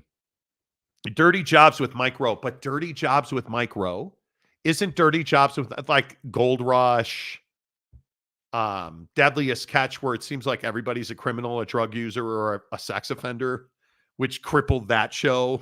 Like, That's amazing to me. Is that why it ended? It looks like that's part of the reason. It looks like there was a lot of controversy around it based on what I can see here. Like, is that true? Yeah. So there was a suicide.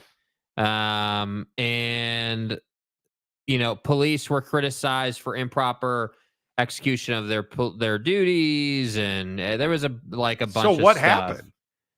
Well, it looks like so the dude's name. So was this guy like a pedo and he got caught and then he took the express train to hell? Yeah, and then he did that, and then his sister settled with the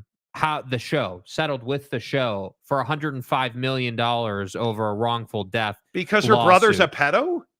Apparently, because she was claiming that he committed suicide because of the way law enforcement treated him and the trauma. And Guy, again, I will just ask, why the condoms in the Boone's farm? Yeah. What were you doing there? Yeah. I don't know the story, so I shouldn't talk out of turn, but it's fine. Oh, yeah, Cash Cab. The taxi cab trivia game show. Cash Cab. Sorry to interrupt, but I got Bucked Up Miami. You are right, Monty. This is awesome. Oh, it's gas, dude. Bucked Up Miami is gas. Amazing. Need Viagra to get the Big 12 naming rights. Get that bricked up 12 conference. Okay. That's fine. That's absolutely fine. All right. We probably should get to a couple other things here on the Monty program. Yeah. Where are we going here? What are we doing next? I was going to go to Katie Clark. Okay, cool. Yeah. Are you burned out on the Caitlin Clark stuff? I know this is uncouth. Speaking of express train to hell, which isn't real. Right. Are you burned out on Caitlin Clark storylines? I kind of am. I'm over the... What about Bridgerton? I never watched it. I'm kind of burned out on... Oh, Caitlin Clark's a victim. For how long? Yeah. She should be on the Olympic team. Should she? Oh, she's kind of burned out on it. And now we get this story where one of the gals on the Olympic team tore her ACL. Yeah, Cameron Brink. Who Jake says is unbelievably hot, and to which I say... Yeah, she's a good-looking gal. Hell of a player. Good basketball player. Yeah. But I don't sexualize women. Right. The point is, why Caitlin Clark should go home for a while. Go relax for a while. Yeah. And I understand it's the Olympics and everybody wants to be part of it, and it's really good for her development. I see all the positives of her being on the team. But do you really want to be everybody's last choice to be on the Olympic team? Well, that's the hard part.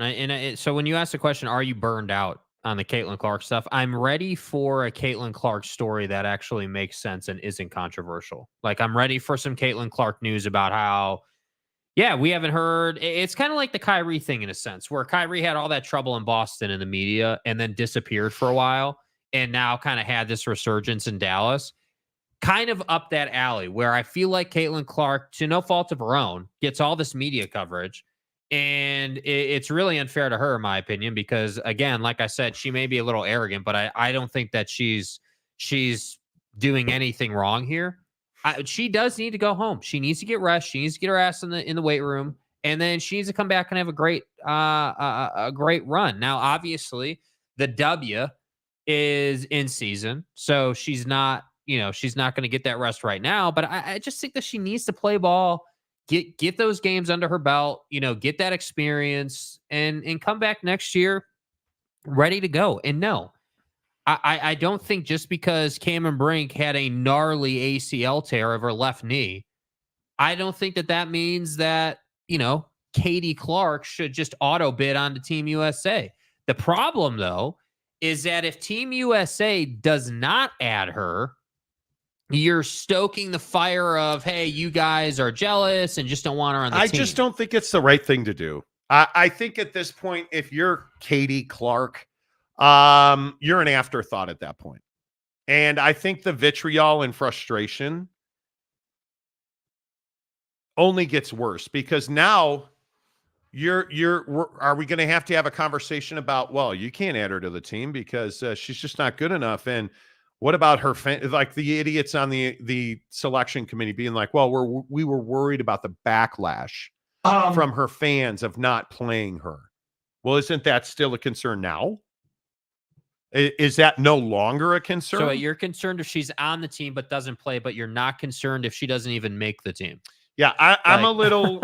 I'm over it, dude. I got to be honest with you. I've had enough. But this is the problem, right? Because as you've said multiple times, and as we all agree, none of us are watching the WNBA on a nightly basis, and Caitlin Clark is the thing they have right now. So it's like, what choice do you have but to constantly talk about Caitlin Clark and her situation? That's the WNBA's problem. Whereas in the NBA, there's all kinds of storylines and everyone cares and there's a bunch of stuff.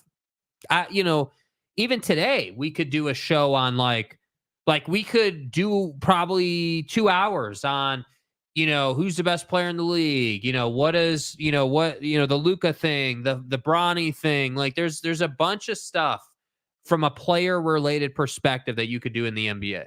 I just don't think the WNBA has that kind of power yet. Yeah.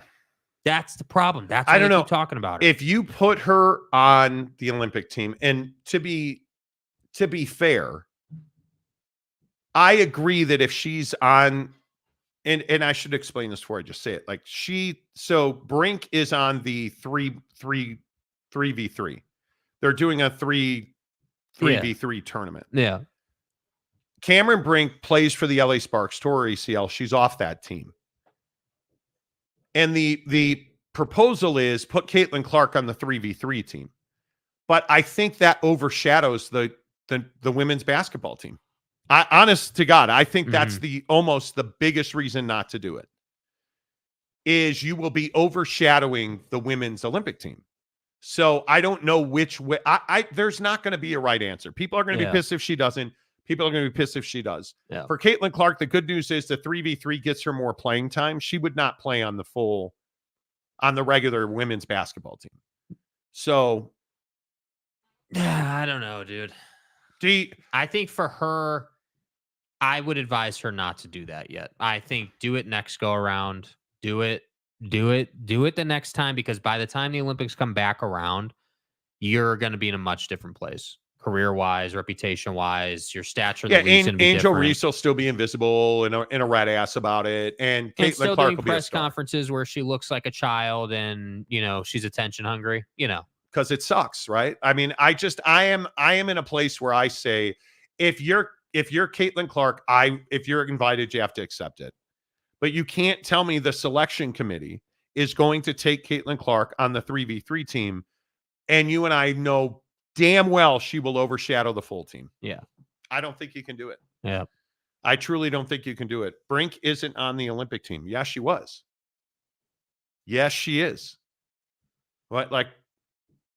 Anyway, she is. Like, in what? And now I'm going to have to go look it up. First headline, Athlon Sports, is Caitlin Clark, Olympic status trending after Cameron Brink injury. So, yeah, Cameron Brink is on the Olympic team. She's in the USA basketball program. So, is what it is. Clark needs a break, as do all of us. Yeah, I don't disagree with that. I heard the JIMMER is on the US 3v3 team. He's actually really entertaining, too. And he's dominant. And I think Caitlin Clark can do the same thing.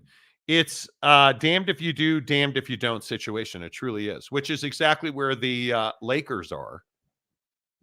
And I just am curious. What are the LA Lakers doing for a coach right now? Because I don't know the answer to this question. And the question that I have is, if JJ Redick was your guy, why haven't you made him an offer? He's interviewed twice. You've had, by some accounts, at least half a dozen conversations with him. Wouldn't you know by now? You would know by now. Mm-hmm. Why haven't you made him the offer? Oh, because he's not the guy and there's not a better candidate. And everybody yesterday had the same reaction. Oh, well, you're going to hire Monty Williams. I don't think you are. Homie's getting $65 million. You understand in the last 24 months, he's been paid $85 million not to coach. Let that sink in. He's getting $85 million from the Suns and now the Pistons. So, not to be a basketball coach. The Monty Williams issue to me. Marty?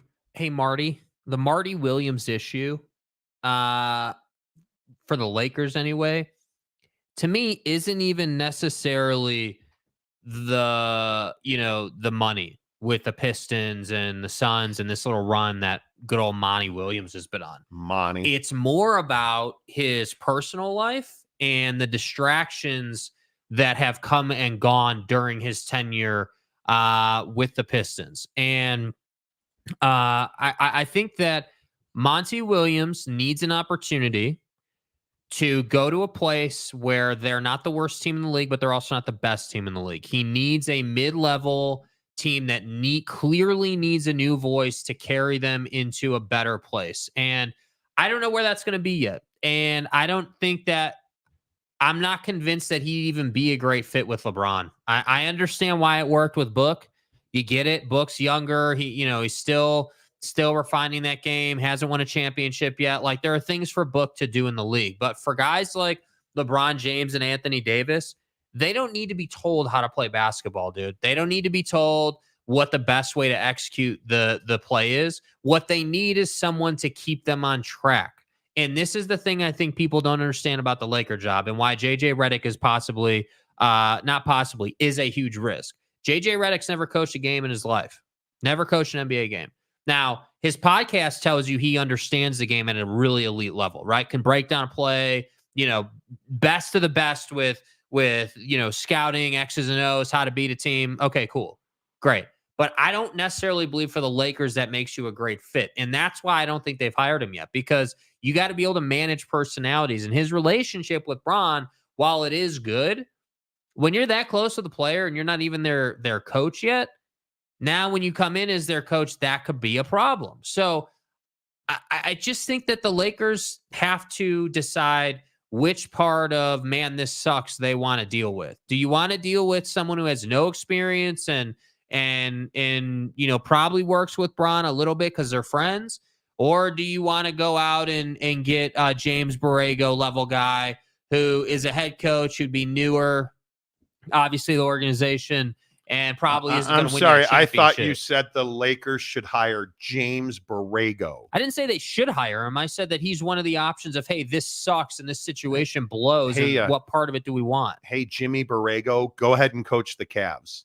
Go be irrelevant. You're not good enough to coach the Lakers. This is the problem. But if he's not good enough, neither is Redick. And I don't know where you go from there. The guy's name is Budenholzer. Yeah, but he's not an option. Oh, wait. You let him go to Phoenix. So now there's no options. I don't think JJ Redick's the risk that people make him out to be. I actually think he will probably do a good job. I think he's young. I think he's really smart. There are going to be growing pains. But I don't think that James Borrego you're asking to get kicked in the nuts. Like, you can't hire James Borrego. Yeah. JJ Redick at least has a cool haircut. James Borrego's kind of a dick. Yeah. And he's that guy where you're like, yeah, that's not the head coach of the Lakers. Yeah. That's not trend setting. That's not. And I don't care where you look now. You didn't get Dan Hurley. And it's going to be tough not to score at that level because there isn't an NBA guy. Kenny Atkinson doesn't do. Yeah. James Borrego doesn't do. JJ Redick at least is hip and you understand it. But that's the extent of it. You have no idea if JJ Redick can guide you to a championship. I not right now. Who are you going to hire to be on his staff? Like, that's the biggest question I have. Because JJ Redick doesn't need to be anything other than a facilitator. Right? Are you hiring JJ Redick because you love his offensive scheme? You're probably not. Are you hiring JJ Redick because you're loving his teaching ability? You're probably not. Wouldn't you hire Chris Brickley if that was the case? No, I think you're hiring JJ Redick for his ability to stand on the sideline, observe the game, and tell these guys, hey, this is what we're recognizing. This is where you need to go and attack. Right. And I think people get this confused a little bit. And this was the Darvin Ham issue. Darvin Ham couldn't stand there, watch the game, and say, yeah, you know what? We got to find a way to switch on to this guy, because then if Braun can get by here, we can go there and swing it. Like, Darvin Ham wasn't good at that. Darvin Ham tried to manage personalities and keep guys positive and be more of a, you know, a cheerleader of sorts, right? A guy that, you know, would motivate you and pump you up. But I think that JJ Redick offers a different solution, which is, hey, I'm not here, you know, to make you feel good. I'm just going to tell you, hey, this is what we're seeing. This is what we need to do. Let's go out and do it. Yeah, I don't know how you fix this problem for the Lakers, because honestly, I know why you had to fire Darvin Ham. Yeah. But you shouldn't have hired Darvin Ham in the first place.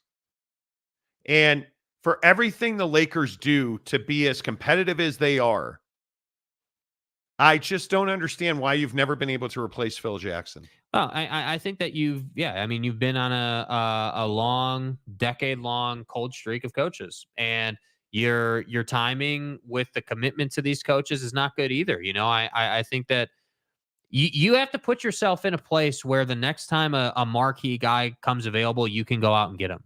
That's what you have to do. And I look at it and I say, okay, if we throw away all the piss poor coaching hires this squad's had since Phil Jackson, and we just look at it starting with Frank Vogel, like Vogel, obviously bubble championship, cool. Okay, you got rid of him. You picked up Darvin Ham. That was a mistake. We all agree on it. Cool.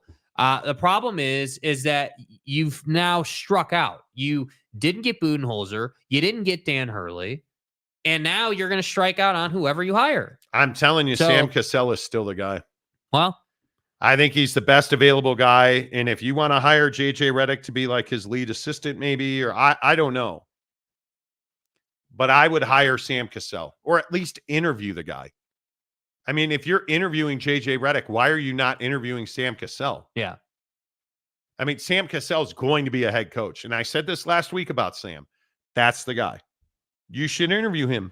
And I don't know that you will, and he probably won't. But don't make the mistake the Pistons made. The Pistons hired Monty Williams and guaranteed him $85 million and fired him after 1 year and owe him $65. Oh, that's crazy. Crazy. It's crazy to me. The Lakers need an established coach. The taking a high-level assistant hasn't worked. Why retread Darvin Ham type guys?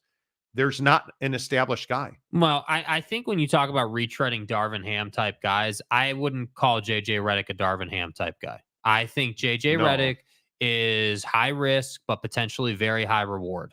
And, you know, the high risk part is obviously he's never coached. You don't know what he is as a coach. I don't think JJ Redick knows what he is as a coach. I think JJ Redick would be as committed as anybody is. I think JJ Redick would be the first modern day player in the last, 10, 12 years who's transitioned into coaching and successfully got a job, right? All those guys are now assistant guys or whatever. JJ Redick, though, has proven his knowledge. He's shown through his podcast that he understands the game. And LeBron is, again, if it's going to be JJ, it's on LeBron. There's no getting around that. If you're going to hire JJ Redick, the media narrative is, hey, you were appeasing LeBron, and that just is what it is. Yeah. See, and Delaric, I disagree. LeBron, I think we put way too much hype into LeBron running things. I just ask again, if LeBron in his prime was on your roster, you wouldn't consult him about who the coach was. You wouldn't consult him about player moves. Well, you would be stupid not to. Right. So for everybody who does the, Le GM stuff, do you think the Bulls didn't consult Michael Jordan? Do you think Minnesota wouldn't consult Ant? Do you think Steph Curry has no say in Golden State? Yet we pick on LeBron James because he supposedly has influence and to say. Why shouldn't he? That's the question that I think a lot of guys can't ask or answer. Right. Why shouldn't he? He should. Because replacing a top 3 all-time coach isn't something you just do. But again, it's a decade later. Yeah, I mean, you've missed egregiously time and time again. It's not that you replace him right out of the gate. You've never replaced Phil Jackson. You're the Lakers. The bar has to be higher. You can't find a Michael Malone. You can't. You're going with Borrego instead of Budenholzer, and the Suns beat you again? Come on. I agree you don't just go out and replace a guy like Phil.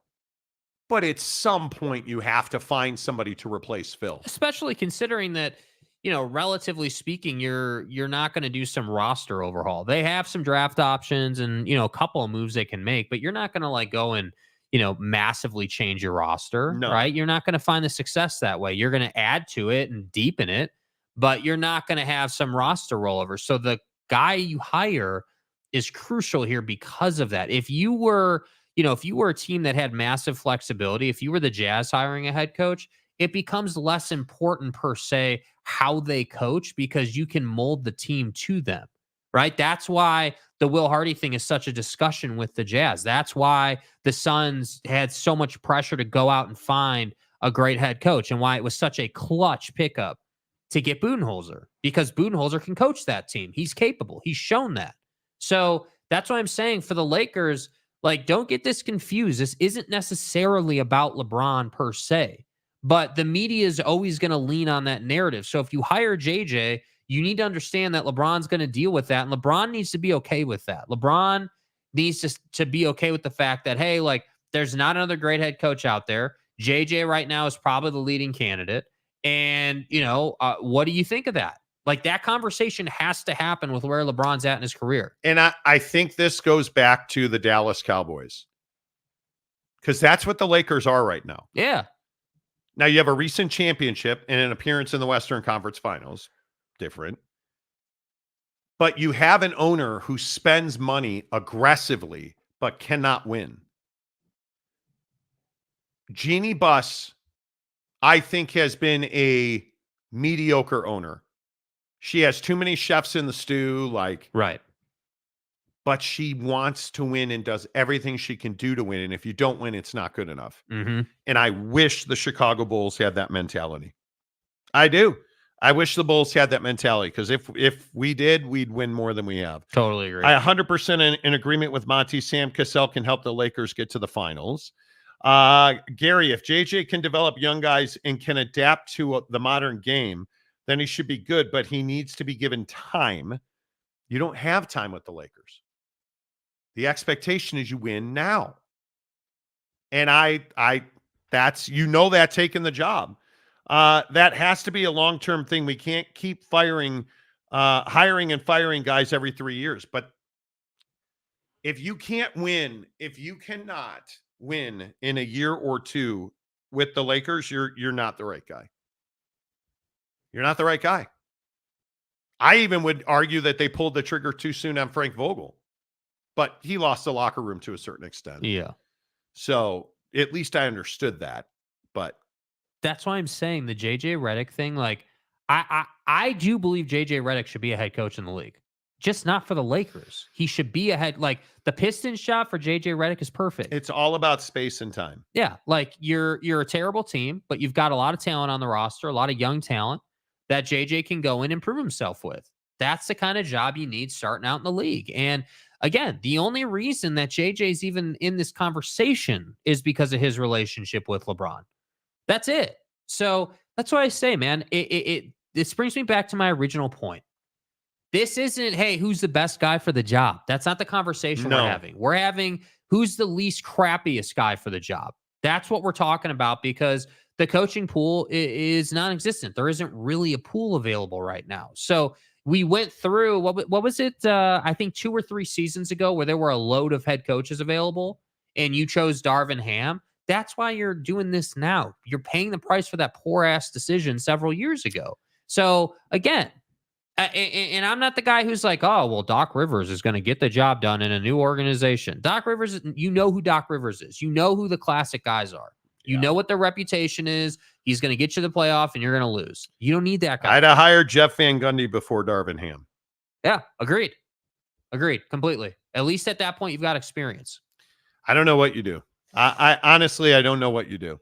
What you do is you sign JJ Redick to a 3-year deal with 2 years guaranteed. That's what you do. And the third year is either an option year or whatever. That's what you do. And then at that point, you're going to stay on the hunt. Like, I don't know what else, like literally, what else do they do? You hire Magic Johnson again? Right? Like, can Kurt Rambis? Oh, wait, he already does coach the team. I think it'll be interesting to see what happens. I just don't know where you go from here, but it can't be the Luke Waltons of the world. It can't be, Byron Scott.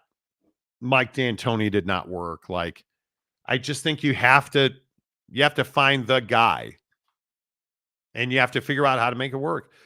Lakers look to be on the right track while Magic was there. Don't ever say that out loud again. Don't ever say that out loud again. You can't do it. Today's show presented by our good friends at Dude Wipes and Manscaped, and it brings us to our moist flushable wipes versus toilet paper conversation. Yes. Speaking of the Lakers. Yes. Are you a flushable wipe or toilet paper guy? Flushable wipes all day. All day. Need the moisture. Now, surprisingly, Mrs. Monty is a Dude Wipes fan. Dude Wipes are multi-purpose, though. Right. Yeah, but they're not just butthole cleaners. I'd like to know who the cretin is that still uses toilet paper. Well, Monty, it's Cottonelle. I mean, how do you not use it? I don't know how I ever let toilet paper touch the very delicate nether regions of this fine sculpture. Yeah, I don't know how you were wiping your butthole with sandpaper. I don't know. But it's amazing the difference. But we got to talk about technique too, because this matters. So, no, it doesn't. So again, as someone who's team lean, the technique is perfect, dude. Bro,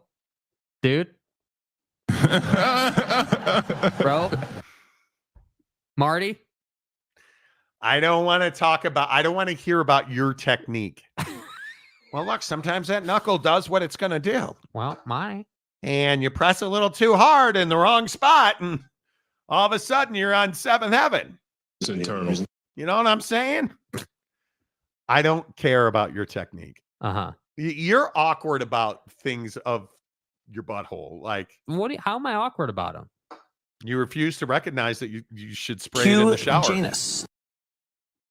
You got to wash that thing off in the shower, man. Uh-huh. Ain't no different than your feet. Uh-huh. Uh-huh. But you won't. Right. And furthermore, while thinking about this the other day, I happened to see that this story about the overwhelming majority of men who have admitted to pooping in the shower. What? The answer is no.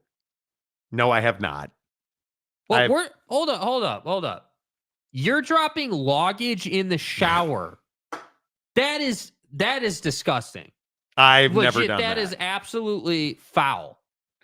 I've never done that. And I don't know why. Dakota Tubbs says, who needs technique when the bidet does it for you? First world, bro. Well, and Mrs. Monty's been on the train for a long time. They have been. But I'm telling you, moist flushable wipes is where it's at. If you are not using wipes and you are still using toilet paper, I can't help you. Okay. Best comment of the day goes to Giggity right there. Dude, with no water, can't use the bidet.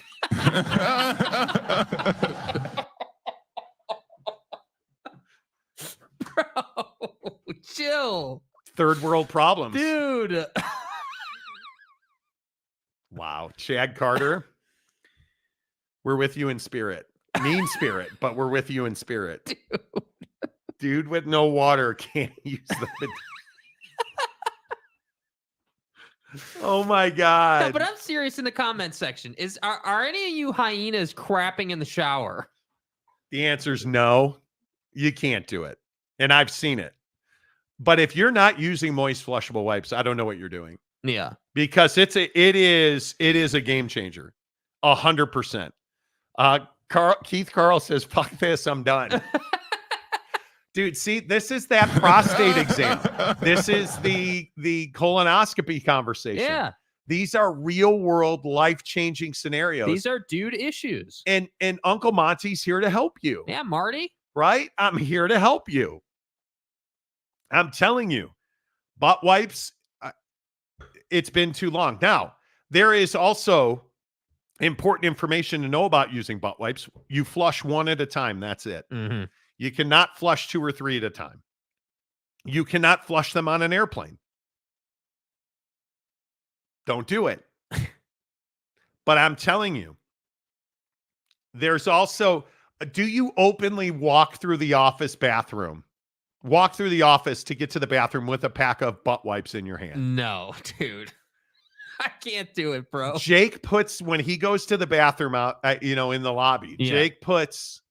You got to put them in the back pocket, dude. Jake puts the butt wipes in his pocket. Yeah. Got to put them in the back pocket. Yep. Why are you embarrassed And about by it? the way, public bathroom technique, tip number 69 is don't take your keys and wallet and all the stuff in your pocket into the bathroom, because we all know that you're going to drop it on the floor at some point. And dropping your stuff on the floor in the public bathroom is not a good idea. So please don't take all your collectibles in there. Says the guy who eats fecal matter at convenience stores. I don't eat fecal matter at convenience stores. Did you eat off the roller? Yeah. There once. you go. You're going back to Days in Kansas opposition. City, the world's worst barbecue spot. Are you not? You're telling me you're not going to eat off the roller again? I'm not. I want video of you pulling that taquito off the roller, and then I want you to put look at those little pieces on the roller. I want there, you man. to spray it with luminol and put it under a black light. No. Nope. You don't want to know, do you? Nope. Not doing that.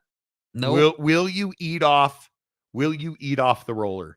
That was a masterpiece of dog shit. I know, Coach, but will you eat off the roller? If the group chat in the members only wants that, I'll work with it. I want video of you at a QT in most overrated barbecue ever, pulling a taquito off the roller in Kansas City at a QT. Okay. I want it. Okay. Who wants to see I mean, it? I can show you proper roller technique if we need that. I'm telling you, people need it. Stepanik says, I totally agree with Monty. Thank you. The Ghost of Gumby says, the water. Exactly right. Exactly right. Jakey 2 wipes. Yes. Exactly. I was at Sam's Club. They have dude wipes. Do they really? I'm telling you, get them in. Screw Sam's Club. Get them right here on our YouTube channel. Yeah, this is a Costco YouTube channel, bro. We don't do Sam's Club. Yeah, come on, man. You can see that dude wipes and any other. I mean, are butt wipes the same? No, I think there's definitely levels to it. If I'm not using dude wipes, I'm probably using Cottonelle, because Cottonelle makes a really nice flushable wipe. But I think dude wipes are great. The Kirkland brand flushable wipe is really good. Great budget buy. Are you and Dakota Tubbs getting together in Kansas City? Because look at this. He says, hey, Jake, I'll film it for you. Okay, dude. Look, I know that you and Pootie do weird stuff in back rooms in Russia. I don't need it. I'm not jumping on set while I do it off the roller, dude. I'm not doing that. That's not. What do you happening. mean jumping on set? I'm not having anybody. Is me jumping on set? Is or jumping on like- set a different way of saying taking the D? Yeah, I'm not about that life, bro. So I'm sorry, Dubinsky. That's not gonna work, man. Why won't you let him film you eating off the roller? Because I'll just film it myself. It's fine. But That's fine. Tubinsky's a professional filmer. Well, then he needs to put out some content, because I ain't seen any lately. Stop. Hey, look at that. Sam Lott in the membership. Let's go. Sam? Sam, good to see you. Isn't Sam Lott our bucket getter over at the gym? Do I remember that Yes, correctly? Right? correct. Yeah. Look at Troy Clauston. I looked at the roller this morning while getting my coffee and thought about Jake. Winning. Now, question, was this at QT, or what brand of roller were you looking at? He's a K-State fan. Wiping my back to you, babe, with a dude wipe in my hands. Okay. I mean, are there people here that don't use wipes? Are you a toilet paper person? We won't ridicule you much. But I just want to know. Yes. This is an unsafe space. Share with us. And this is the problem with golfing a lot, because when you have to take a dump. You mean playing a lot of golf? When you have to take a dump while you're playing golf. Okay, wait a minute. I'm sorry. Go ahead. Finish your thought. It's tough because you don't want to use a public bathroom. I'm a huge proponent of don't use public bathrooms. Hold it until you can get back to your throne. But if you're mid-round and you got to take a dump, especially if you've been playing like crap that day, you're going to make a sacrifice and you're going to go squat over a crapper. Can we talk about golf course etiquette real quick? Yeah. I'm playing. So yesterday was an epic day of golf. Mm-hmm. And I mean, an epic day of golf. I'm at River Oaks last night to end my day of golf. I played 18 up in Midway at Soldier Hollow. Mm-hmm. Went to Canyons, the official golf course of the Monty Show. And again, you guys, the secret's out. Because Canyons yesterday was jacked. That place was lit yesterday. Canyons is not probably our little secret anymore. No. Canyons golf is amazing. Whether it's lush fairways, awesome greens, beautiful vistas to hit drives off of, whatever it might be. Canyons Golf, the official golf course of the Monty Show. I'll be back at Canyons a week from Saturday or Sunday, I think it'll be. Because, Jake's going to Kansas City, so, But can we talk about golf course etiquette? Do not golf barefoot, please. Don't do it. So I'm at River Oaks last night in what is that? I guess Sandy. And these two bros that are in the group in front of me are playing in bare feet. And that's disgusting to me. Yeah. That is disgusting. I don't care what it does to your golf game. Probably not much. Doesn't probably matter. But can we just put some shoes on? At least last week when we were playing with the guy in Jesus Walk sandals, at least he had on the Jesus Walk sandals. And he had a polo shirt on and, That was so annoying last night. Yeah. You guys, I almost had a hole-in-one at River Oaks yesterday. Yeah. On the second hole, on the back nine, I hit a bomb that one-hopped off the flagstick and rolled right. Almost. It's going to happen. Yeah. Up at Soldier Hollow, I was within about 2.5 feet on a par 3. Mm-hmm. So it's going to happen. It is going to happen. Yeah. Sooner or later. But there does need to be some golf etiquette. Any NBA draft stuff from you guys upcoming? Absolutely, there is. For sure. Stick around. The Ghost of Gumby toilet paper. I don't believe you. Nah. I think you're trolling us. Did James sign off in Jake and Dakota Summer Fling? He did. Jake and Dakota are now officially a thing. I start with TP and finish with a flushable. You do not. I don't buy that. Serious. I don't buy that. There's no chance. Mike Smith, here comes yet another Monty shits on the 18th hole story again. Oh, man. I'm telling you. Let's see. Troy Closton says it's a local hometown store, not a chain. Okay. I like it. Barefoot golfers driving you crazy. First world problems. 100%. 100%. Mike, you get all shitty about it too. Real quick. Golf is a first world problem. There's no doubt about it. Tonight when I'm on the range, it's a first world problem. Yeah. It just is what it is. There you go. Good show. Way to show up.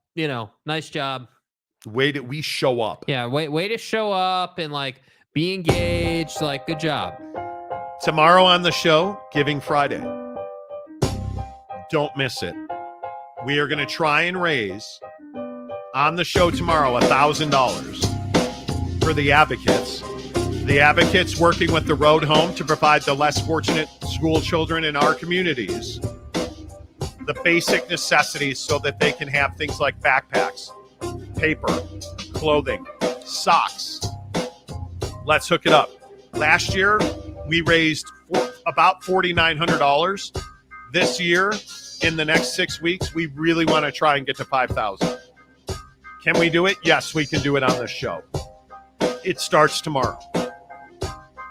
The Monty Show is always presented by the Advocates. We'll see you tomorrow morning.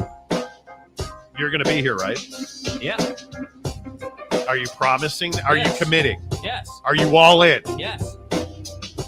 There's expectations. Yeah. And then there's standards. Yeah. There's a difference. Inky Johnson on Twitter. Go get it. Until tomorrow, say goodbye, Jake. Goodbye, Jake.